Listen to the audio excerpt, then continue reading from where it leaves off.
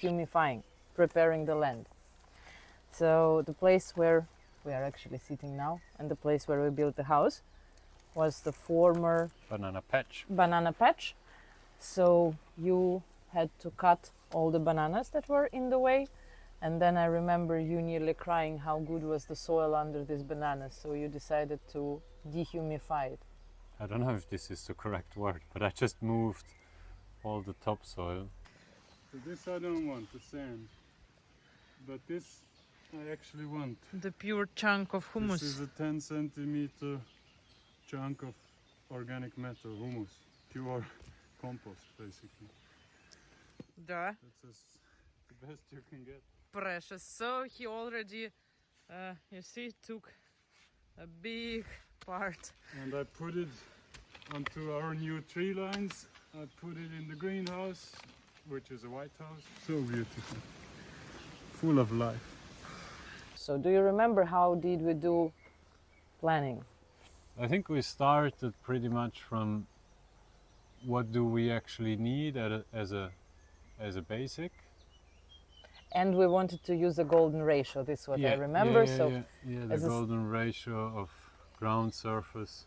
That was the way we imagined the house. And then to actually make a planning, we have to say that we are very lucky to have your brother on the site. Let's say he's an engineer and the carpenter, so he was able to make the plan. But at the same time, he's able to draw a sketch that I understand as a farmer. I'm not a carpenter at all. That I understand that I can build it with the material that is available here on an island in the middle of nowhere. Planning of the house was based on two things. First, our basically imagination, how we want our house to look like, rough. And the second, what windows do we have? And this is the point of how Jules builds houses.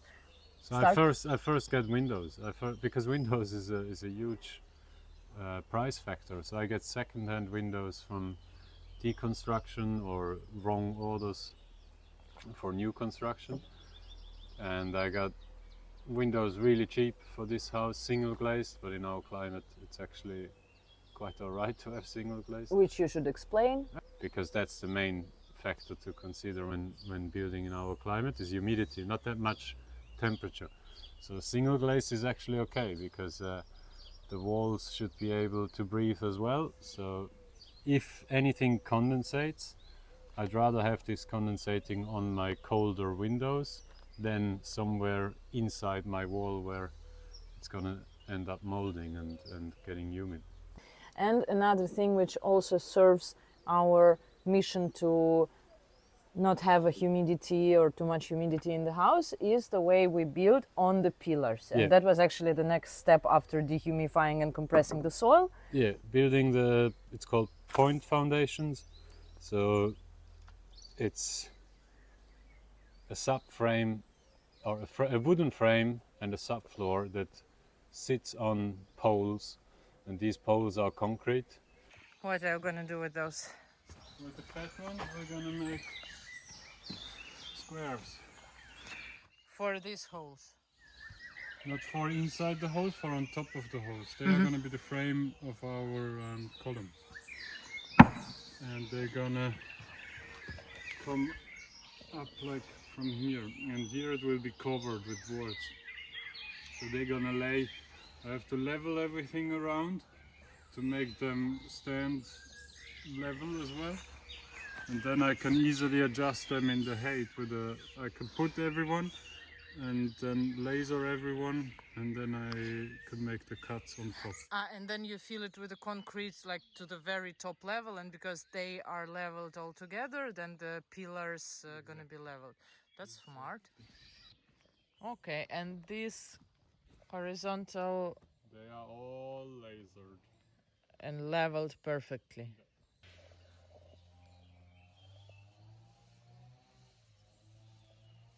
Hello. So now we have the strings that outline our frames for the columns. Each frame on two sides. And now we're gonna need the height of these columns, more or less. Aha, which is from the ground to the string. No, they don't go all the way in. The hole will be filled with concrete, and onto it there will be the column. In humid climate, you often elevate your house away from the ground, because if you have a slab in the ground, you either way really have to seal it off from your soil, otherwise the humidity from the soil comes into your slab. And if you don't seal it off, or if someone makes a mistake while sealing it off, you're gonna have humidity entering from your native soil around the house into your house, unless you properly seal the slab afterwards and the walls that go on the slab. But So there are too many things that Too many can go wrong. So yeah. you rather try to avoid Yeah. the possibility of these mistakes. And additionally, lifting it up on poles gives you the huge advantage that you can come in and repair plumbing and electricity anytime, because you can go under the house with it and it's still accessible. This Jules' 3 days of work, or even 2.5. Incredible. About the pillars, my brother said, don't worry, you can put wood straight away on concrete, which is a thing that carpenters normally don't say, because wood and stone don't go together without anything in between. But because our pillars are high enough, they don't suck up enough humidity for the beam that lays on it to rot. So it's bone dry on top of the pillars. And there is no rain coming onto it because the house covers everything. So yeah, making these poles or these pillars, this point foundation level was my main goal, because then I wanted to put the beams all level on and just have a very, very level ground floor. So in order not to use too many joist hangers, we just lowered the middle beam, so it's 3 beams, 2 on the sides and 1 in the middle. And the one in the middle we lowered by the height of the joist that lays on it, and the 2 outer ones we attached the joist with joist hangers, which are hard to get here on the island. So I was glad we saved half of our joist hangers by just lowering 1 line of beam. Here I made already the place where our center pole from the stairs is gonna lay on. I already bridged it. Okay, 2 days work since the last video. It's temporary. I got some splashes. These are the ones that I cut. Big one, it's a 5er. I took it away from there. This is 3. Here they are under it. Now there you can see some of them. There was, as I remember, 0 tolerance to the angled floor. It had to be perfectly horizontal, which makes sense, of course. Yeah, you don't want to. Yeah, otherwise all the walls get angled and it's kind of, it messes up a lot. So yeah, once we had this frame installed under, we just screwed 21 millimeters OSB on top as a subfloor, and like that we had the finished sized subfloor of our house. Here's the center. The toilet is gonna start 1.5 meters in. No, 125. Here's the toilet. Inside here. Yeah, I'm sitting on the toilet. It's a compost toilet, so part of it will be outside. And here is the door to the shower. And the shower is hanging on this cheesewood cut. With this cheesewood somewhere. Perfect. That's the entry door. And here we are halfway cut with the terrace. There will be a big terrace going out until the end of the table, at least, and then stairs down. So today we received a lot of wood, and because I was busy, I'm sorry, but Jules had to carry it all down by himself. Whoa. Whoa. Crazy. Crazy. Did you carry all of it today by yourself? Yeah. That's a lot. And what is this? Should I, mate? It's my boards. I cut, yeah. Wow. That's for drying. Cool. That looks like a log, but with gaps.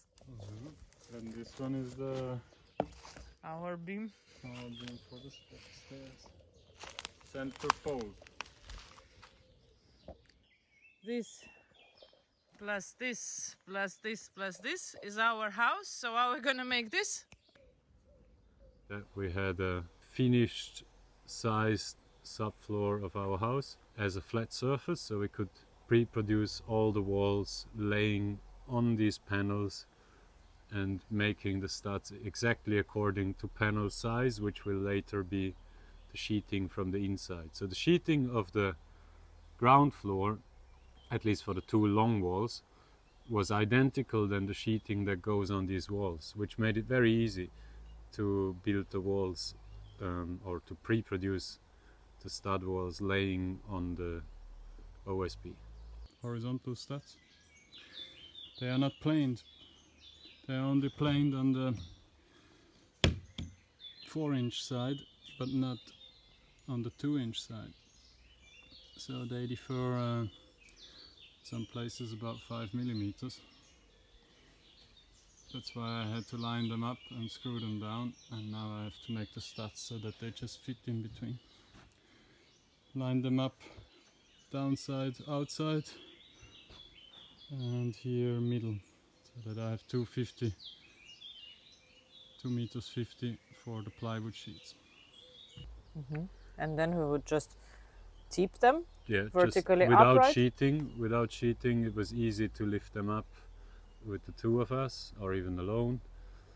And I think most of them we Yeah, did yeah. together. One, Mitchell helped us because it was the heavy one, the one that was supposed to have window and the door, and therefore it had this extra studs on top, and so the frame was heavier. But in general, yes, so we lifted all 4 walls that are connected to the floor, and then we started sheeting. Once the frame was up, we sheeted everything with plywood panels from the inside as a finish. So it's at the same time an inside finish and the shear wall, basically, so that this whole wall cannot move. We didn't use any diagonal studs because screwing a sheet on it basically catches all these forces that would go sideways. The plywood panels were coated in phenol resin, which is used for molding concrete. So it was basically a concrete mold plywood, and this black resin coat took us about 7 layers of paint to make it white in the end. That was kind of stupid. but at the time we didn't think of it yet because we had many other things to do. And this is the center pole. So after building walls, there was a time for the first floor. Yeah, so the floor that is hanging, or the ceiling that is at the same time floor, that is hanging in half of the house, basically also holds all these walls together, or the 2 long walls together, so that they cannot bow out or belly outwards.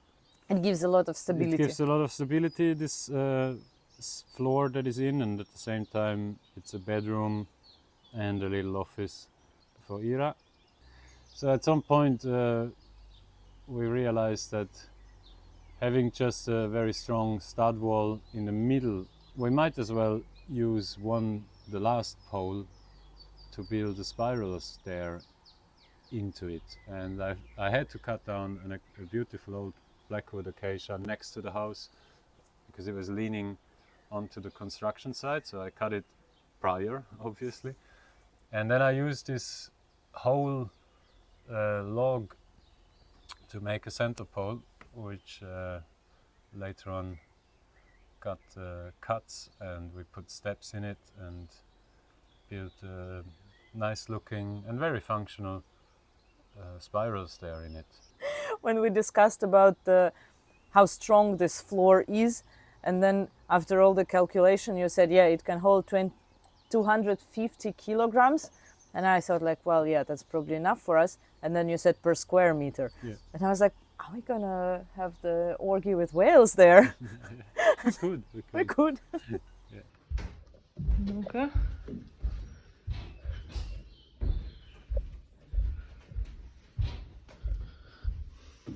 New scaffold. Wow, that's a scaffold with the with the support. Nice. And now the tarp is very high. So we have two walls, long walls on the along the long side of the house, and then two walls on the shorter side of the house. So one of them, which is connected to the subfloor, you built it in two goes. So first half and then second half. But the other one, it was tall one. So from the very beginning, you built it, you framed it 4 meters tall. So it's called balloon framing when the studs go all the way up, and the other one is a more modern stud wall where you build every level on top of an existing stud wall, so you go step by step. And ballooning it was kind of easy and nice in the beginning until I had to go up the ladder with these plywood panels by myself and somehow move them in place without falling down from 3 meters, and then screw them on while holding them. So that was kind of a pain in the ass, but I would do it differently now, and I didn't, or did I have a scaffold? You didn't have a scaffold? I made a scaffold out of some strong boards that I had flying around, so I used those and attached them to the existing wall. And then we had the temporary roof out of tarp. Yeah. And then do you remember this rain? Yeah, when Chiara's brother was visiting, he helped me putting up the beams already on top of the wall. They were just laying there to hold this tarp in place. There were gaps of about 1 square meter in my temporary roof that were obviously covered in tarp, but there was nothing under tarp. And once when I came in the morning to the construction, all these holes basically were filled with water. The tarp was hanging through. Good morning after rain. Oh, not so good maybe. Look at that. Fuck's sake. Damn.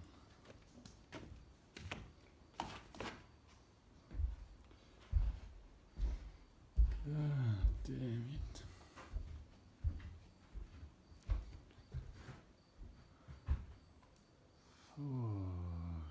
How will I get this out?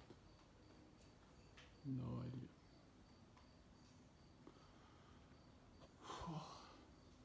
idea. Yeah, I had to go up from the outside and put a hose in these puddles and suck them out and just drain everything. It dripped a bit in, but not too bad. I was scared of the OSB, but it dripped quite a lot because we had the frames for the windows, but no windows in. And if you remember the subfloor that we made, we put the tongue and groove, the proper flooring straight away because we didn't have OSB or insulation there, so it was straight away the proper flooring.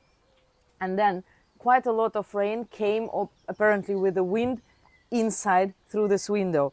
Jules was making the sawdust, just constantly cutting in small pieces wood to make a lot of sawdust, and I was brooming this sawdust around to get the humidity from the floor sucked into sawdust and then getting rid of it. yeah. You were very much afraid that it's gonna become wavy. I was scared, yeah, but it didn't get wavy, and there are no gaps now up there. Yeah, after this big rain, Jules was rushing a lot to put the sandwich panels. I removed our temporary roof, and I had kind of like one afternoon to do it because in the evening there was rain announced. You ended up carrying them alone because the first one we carried together, and then I said, no, I cannot, it's too heavy. Yeah, that was the moment when my wife threw her shoes towards me, screaming that I'm a Schweizarski idiot. which you can imagine what it means. The roof was up, and we had a dry house finally, and then we put the windows in to actually really seal it off. And then after putting windows, Wrapping and taping. we wrapped. No, I first insulated, obviously, between the studs, and right after insulating, before a rain comes, I wrapped everything with a house wrap, which is a sub-roof membrane that is open in both directions for vapor. So it's not a vapor barrier, it's not a vapor block, it's just a sub. And that's something that also distinguishes our house from the way it is normally done here or in general, that in order to fight humidity again, this membrane allows the humidity to go through. To go through in both directions. There is a membrane that you could put, if you put it the right way around, that would allow vapor or humidity in air to go just out of your house and nothing comes in. But if you have mistakes in this, I mean, if you accidentally cut it, if you screw through it and make a hole, if you nail it and then pull a nail out again, you're gonna create a place of failure where condensation can happen. And that's something my brother told me, just not to do it, not bother about vapor barrier, and for sure no vapor block. Barrier is open in one way, and he said we should just use open in both ways. And it basically, all this membrane does is stopping the wind. So in German we call it wind stop membrane. And it also stops raindrops or splash water to penetrate into the wall. But humidity can go in and out, and we don't seal our house off. So everything that has to go out can go out anyway. This is so beautiful. Wow, that looks so cool. Yakizuki, wow, you've done a lot. And this, I mean, he did it all alone in 1.5 days. Yesterday and today. A little injury. But the rest?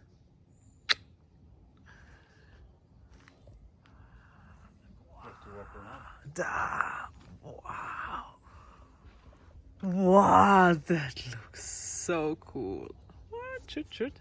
But it's not gonna last long. This like snake or crocodile. That's such a cool pattern.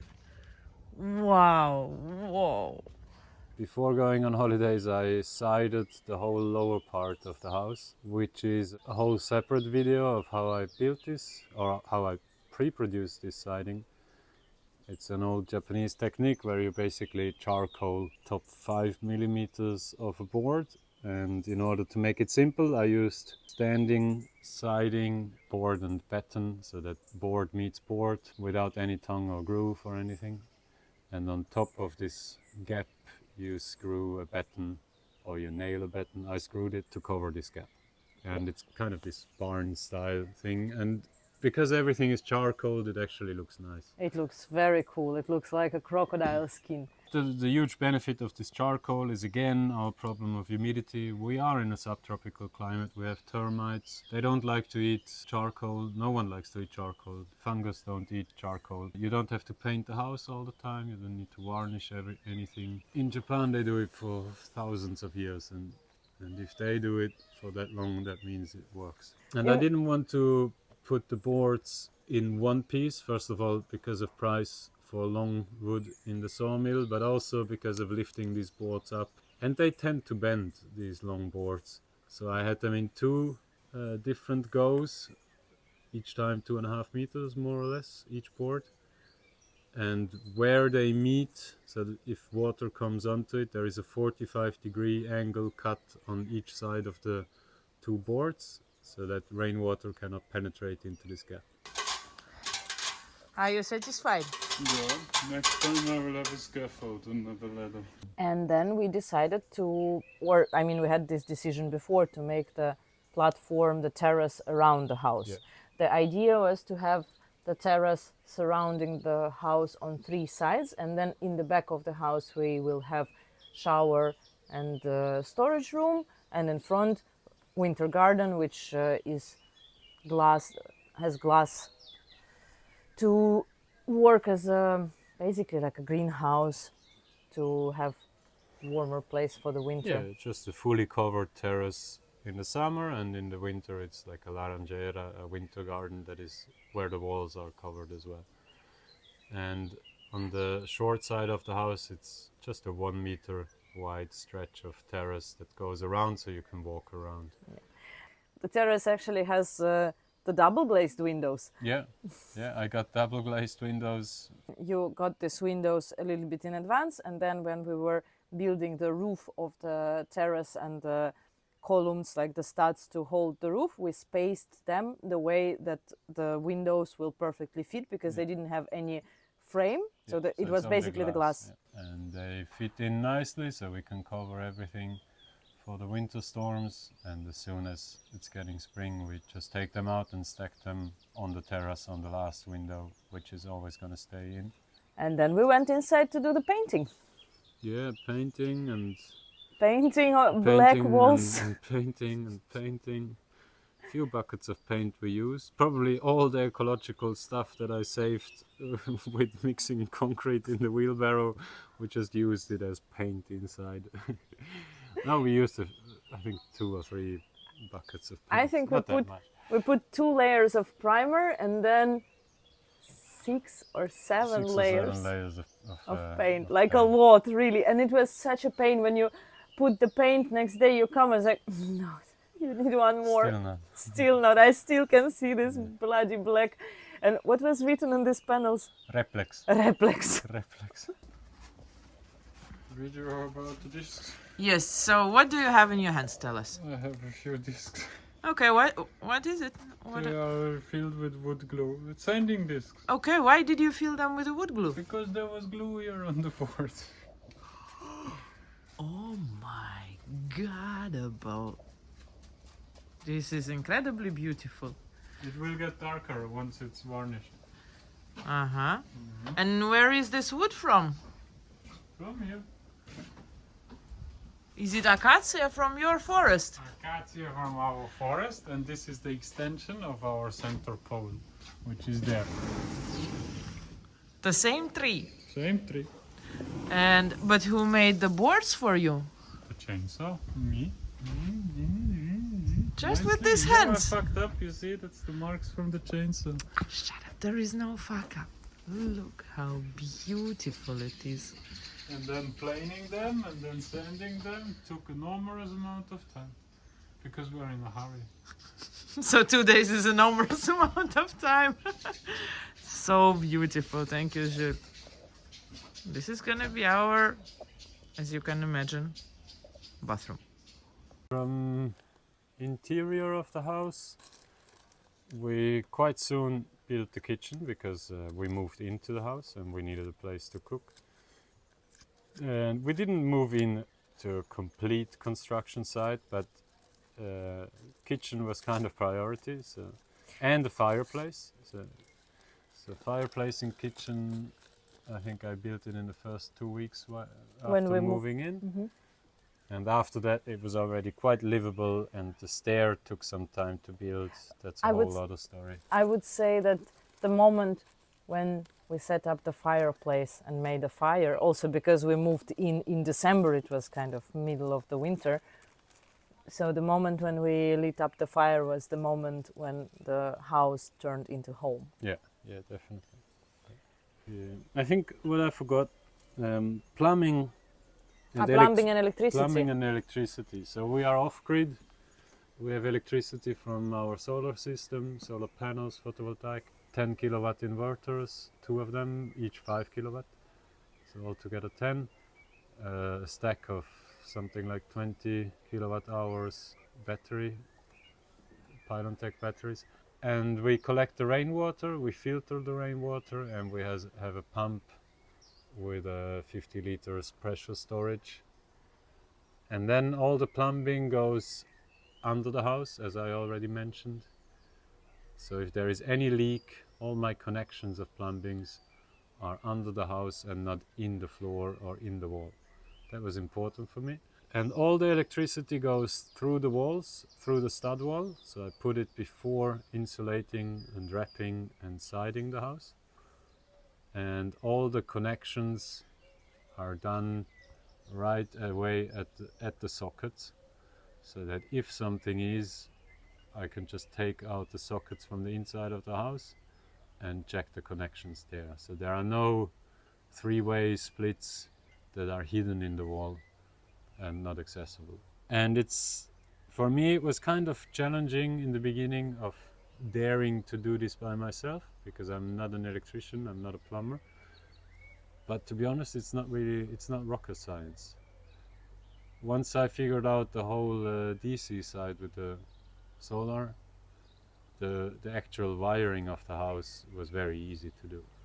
And in the back, I'm glad we have this terrace in the back, because it gives an extension of the house for the whole solar stuff, electricity, transformators, and the water heater, heater, water heater, laundry. freezer, laundry, a shelf with some things. It's basically a nice extension of a house instead of a basement. Or it's a storage it's room a storage basically. room, It's just outside, Yeah. and other side of this terrace in the back of the house is the shower. Yeah. And this is, last but not least, one more thing to fight the humidity. So when we plant the house, we plan to build the shower outside. Yeah. But actually, there are 4 walls around and the proper roof, so it's not that much outdoor shower. It's just outside of the house, but it's all covered and wrapped. We are on a subtropical island. It's humid here, and if you don't consider this while building, you're gonna end up spending lots of money on dehumidifying your house artificially. It was the longest thing to finish, yeah, because we imagined and wanted to make the bottle wall, glass bottles wall, which is beautiful. And as I said, there's going to be another video, the whole video about it. Yeah. And since then, or during the construction also, and afterwards, I realized that obviously I made a lot of mistakes while building it, because I've never built a house before. And the nice thing is that after this house, I built another one where I tried not to repeat these mistakes and made different mistakes and learned from those. And now I'm about to build the 3rd house, and by now I've figured out a lot of things, not everything.